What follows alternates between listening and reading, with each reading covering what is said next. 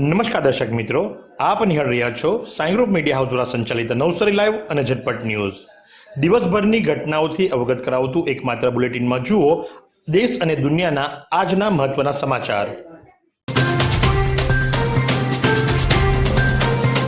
વાત કરીએ આજના હવામાનની તો આજનું મહત્તમ તાપમાન 31°C જ્યારે લઘુત્તમ તાપમાન 24.8°C રહ્યું હતું. હવામાં ભેજનું પ્રમાણ સવારે 97% તો સાંજે 78% રહ્યું હતું. હવાની ગતિ 3.2 કિલોમીટર પ્રતિ કલાકની ઝડપે દક્ષિણથી પશ્ચિમ તરફની રહી હતી. ડાંગ જિલ્લાના અધિકારીઓ અને કર્મચારીઓનું સ્નેહ મિલન અને ચિંતન શિબિર સંપન્ન. વિદ્યાર્થીઓના ઉજ્જવળ ભવિષ્ય માટે લેવાયા મહત્વપૂર્ણ નિર્ણયો. ડાંગ જિલ્લાના વતની અને હાલ જિલ્લામાં તથા જિલ્લા બહાર ફરજ બજાવતા અધિકારીઓ અને કર્મચારીઓનું એક ભવ્ય સ્નેહ મિલન સમારોહ અને ચિંતન શિબિર 31 ઓક્ટોબર 2025ના રોજ જિલ્લા શિક્ષણ અને તાલીમ ભવન વઘઈ ખાતે સફળતાપૂર્વક સંપન્ન થયું.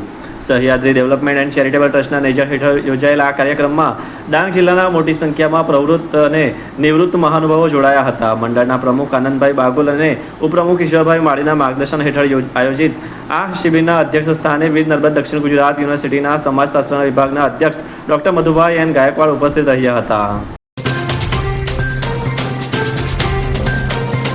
નવસારી મહાનગરપાલિકા દ્વારા પ્લાસ્ટિક મુક્ત અભિયાન હેઠળ કડક કાર્યવાહી. શહેરના 78 જેટલા વેપારીઓ પાસેથી 458 કિલો પ્લાસ્ટિક કબજે લઈ ₹2.42 લાખનો દંડ કરાયો. નવસારી મહાનગરપાલિકા દ્વારા શરૂ કરાયેલ પ્લાસ્ટિક મુક્ત શહેર અભિયાન અંતર્ગત શહેરના 78 જેટલા વેપારીઓ વિરુદ્ધ કાર્યવાહી કરી તેમની પાસે નોટિસ અપાઈ હતી. આ વેપારીઓ પાસે પ્રતિબંધિત સિંગલ યુઝ પ્લાસ્ટિકનો 48 કિલોગ્રામ જેટલો જથ્થો કબજે લઈ તેમની પાસેથી કુલ ₹2.42 લાખનો દંડ વસૂલાયો છે. નવસારીની સંસ્કાર ભારતી શાળા નજીક ટ્રાન્સફોર્મરની તૂટેલી ફેન્સિંગ જોખમી. નવસારીમાં દુધિયા તળાવની સામે આવેલ સંસ્કાર ભારતી શાળાની બહાર વીજ કંપની દ્વારા ટ્રાન્સફોર્મર લગાવાયું છે. આ ટ્રાન્સફોર્મરની ફરતે સુરક્ષા માટે લોખંડની જાળી લગાવી ફેન્સિંગ કરવામાં આવી છે, પરંતુ પૂરતી દેખભાળને અભાવે હાલ આ ફેન્સિંગ તૂટેલી સ્થિતિમાં છે. ફેન્સિંગ તૂટી ગયા અને લાંબો સમય થઈ ગયો હોવા છતાં સંબંધિત તંત્ર દ્વારા તૂટેલી જાળી હટાવી તેને સ્થાને નવી જાળી લગાવવામાં આવી નથી કે તૂટેલી જાળીની મરામત પણ કરવામાં આવી નથી. ઉલ્લેખનીય છે કે સાંજના સમયે આ સ્થળે ખાણીપીણીની લારીઓ ઊભી રહેતી હોવાથી ત્યાં મોટી સંખ્યામાં ભીડ થતી હોય છે. તેવા સંજોગોમાં તૂટેલ જાળીને કારણે ખુલ્લું પડેલ ટ્રાન્સફોર્મર ખાણીપીણીની લારીઓ પર આવનારા લોકો માટે જોખમી સાબિત થઈ શકે તેમ છે.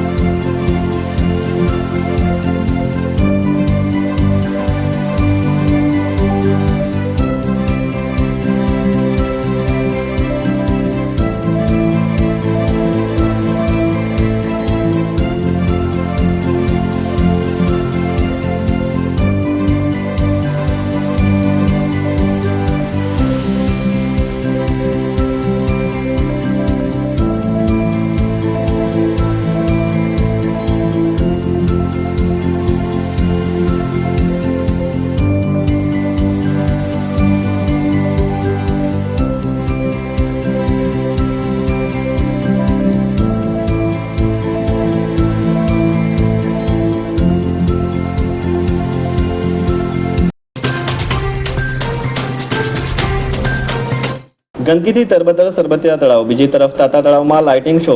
નવસારી મહાનગરપાલિકામાં આમ તો ઘણા તળાવો છે, જેમાં સૌથી મોટા દુધિયા તળાવમાં શહેરીજનોને મીઠું પાણી પૂરું પાડવામાં આવે છે. તેની જ બાજુમાં આવેલ વોટર હાર્વેસ્ટિંગ માટેના તાતા તળાવને સ્વચ્છ કરી તેમાં ફુવારા સાથે અદ્યતન લાઇટિંગ શોની વ્યવસ્થા કરવામાં આવી છે. આ માટે લાખોનો ખર્ચ કરાયો છે, જેને લઈને શહેરના લોકોને હરવા ફરવાનું એક જ આકર્ષણ સ્થળ મળી રહેવા સાથે શહેરની સુંદરતામાં પણ વધારો થયો છે. પરંતુ બીજી તરફ શહેરમાં આવેલ હરવા ફરવાના સૌથી મોટા સ્થળ લુન્સકોઈ મેદાન સામે આવેલ સરબતિયા તળાવને ઊંડું કર્યા બાદ તંત્ર દ્વારા તેની સદંતર ઉપેક્ષા થઈ રહી છે. તંત્રની ઉપેક્ષા ઉદાસીનતાને લઈને આ તળાવની હાલત દયનીય બની રહી છે. સરબતિયા તળાવમાં આસપાસના રહીશો દ્વારા ગંદકી ઠાલવવામાં આવે છે. તળાવમાં કોઈ પણ પ્રવેશી ન શકે તે માટે લગાવેલ જાળીની ફેન્સિંગને પણ ઠેક ઠેકાણેથી તોડી લોકો બેધડક તળાવમાં અવરજવર કરતા રહે છે. તો તળાવ પૂર્વ પશ્ચિમે બનેલ ફૂટપાથ કમ વોકવે પર ખડકાતી ખાણીપીણીની લારીઓના ધારકો પણ તેમનો કચરો અને તળાવમાં જ ઠાલવે છે, જેને લઈને એક તબક્કે સુંદર બનાવેલ તળાવ ફરી એકવાર ગંદકીભર્યું બની ચૂક્યું છે. આટલું ઓછું હોય તેમ તળાવમાં જળકુંભી પણ ફેલાયેલ છે. ગણદેવીના ધનોરી ગામે બનાવટી જમીન માલિક બની ₹15 લાખની છેતરપિંડી. ગણદેવી તાલુકાના ધનોરી ગામ ખાતે આવેલ જમીન ખરીદવા ઈચ્છતા દિવ્યેશભાઈ આહિરે જમીન ખરીદવા માટે ચીખલીના દિલીપભાઈ નટુભાઈ રાજપૂતનો સંપર્ક કર્યો હતો. દિવ્યેશભાઈ આહિરના પિતા દિનેશભાઈએ જમીનમાં રોકાણ કરવું હોવાથી તેઓ જમીન ખરીદવા ઈચ્છતા હતા. જેથી દિવ્યેશભાઈએ દિલીપ રાજપૂતનો સંપર્ક કરતા દિલીપ રાજપૂતે તેમને જણાવ્યું હતું કે ધનોરીની જમીન સુરતના મનોજ શિવાભાઈ લાઠિયાએ ખરીદી છે અને તેનો કારભાર તેમને સોંપ્યો છે. જેને પગલે દિવ્યેશભાઈ આ જમીન ખરીદવા દિલીપ રાજપૂત સાથે ચર્ચા કરી ધનોરી ખાતે આવેલ ₹45.45 લાખમાં ખરીદવાનું નક્કી કર્યું હતું. જેને બાના પેટે દિવ્યેશભાઈએ ₹1 લાખ પણ આપ્યા હતા. બાદમાં દસ્તાવેજ ન કરી આપતા બાનાની રકમ પરત કરાઈ હતી. ત્યારબાદ દિલીપ રાજપૂતે તેમને આ અંગે જમીન માલિક મનોજ લાઠિયા સાથે જ ચર્ચા કરવા જણાવ્યું હતું. બાદમાં એક યુવાને પોતાની મૂળ માલિક મનોજ લાઠિયાને ઓળખ આપી દિવ્યેશભાઈ સાથે મુલાકાત કરી હતી. આ યુવાને પોતાના બનાવટી આધાર કાર્ડ અને પાન કાર્ડ પર રજૂ કર્યા હતા અને આ ઈસમે દિવ્યેશભાઈને ખોટું સાતાઘટ પણ કરી આપ્યું હતું. જેને આધારે મનોજ લાઠિયા નામના ઈસમે દિવ્યેશભાઈ પાસે ચેક, આંગણિયા અને રોકડેથી મળી કુલ ₹18 લાખ લીધા હતા. બાદમાં તેમણે ₹3 લાખ પરત કર્યા હતા, પરંતુ બાકીના 15 લાખ પરત આપ્યા ન હતા. જેને પગલે છેતરપિંડીનો ભોગ બનેલ દિવ્યેશભાઈ આહિરે તેમની સાથે છેતરપિંડી આચરનારા દિલીપભાઈ નટુભાઈ રાજપૂત, મનોજભાઈ શિવાભાઈ લાઠિયા અને તેમના સાગરીતો ભાવેશ, મિતુલ, રમણભાઈ મિસ્ત્રી, હરીશભાઈ આહિર તથા અન્યો વિરુદ્ધ ગણદેવી પોલીસમાં ફરિયાદ નોંધાવતા પોલીસે આ તમામ સામે છેતરપિંડીનો ગુનો નોંધી વધુ તપાસ હાથ ધરી છે. ખેરગામ તાલુકાને એસટી નિગમે 2 એક્સપ્રેસ સેવા છીનવી અન્યાય કર્યો છે. પહેલા ભરૂચ અને હવે મહેસાણાની બસ જાણ વિના બંધ કરવામાં આવી. ચીખલી ખેરગામ ધરમપુર રાજ્ય ધોરીમાર્ગ 181 નવસારી જિલ્લાનો 3 તાલુકાને જોડતો ટનાટન માર્ગ છે, જે ચોમાસા દરમિયાન અતિ ભારે વાહનોની અવરજવરથી જાણે રાષ્ટ્રીય ધોરીમાર્ગ ન બન્યો હોય તેવો ભરપૂર રાત દિવસ ટ્રાફિક રહે છે. અત્યંત મહત્વના માર્ગે ભરૂચ વિભાગમાં વલસાડથી ગયેલા વિભાગીય નિયામક શૈલેષ ચૌહાણને રજૂઆતો થતાં તેમણે ભરૂચ ધરમપુર વાયા વલસાડ બસને માર્ગ રૂપાંતર કરી ટૂંકા માર્ગે ચીખલી ખેરગામ ધરમપુર દોડાવવાની શરૂ કરી હતી, જે એસટીના 25 કિલોમીટર 5 લીટર ડીઝલની બચત કરી મુસાફરોને લાભકારક બની હતી અને કોઈપણ વાહન ફાળવ્યા વગર ખેરગામ તાલુકાને 8 વર્ષ બાદ સૌપ્રથમ એક્સપ્રેસ સેવા સુવિધા મળી હતી. પરંતુ વિભાગીય નિયામક શ્રીમાળી ભરૂચ આવતા તેમણે ઓછી આવકના બહાને આ બસોનો ભોગ લઈ આદિવાસી ખેરગામ તાલુકાને સહજતાથી મળેલ એક્સપ્રેસની સેવા છીનવી લીધી હતી.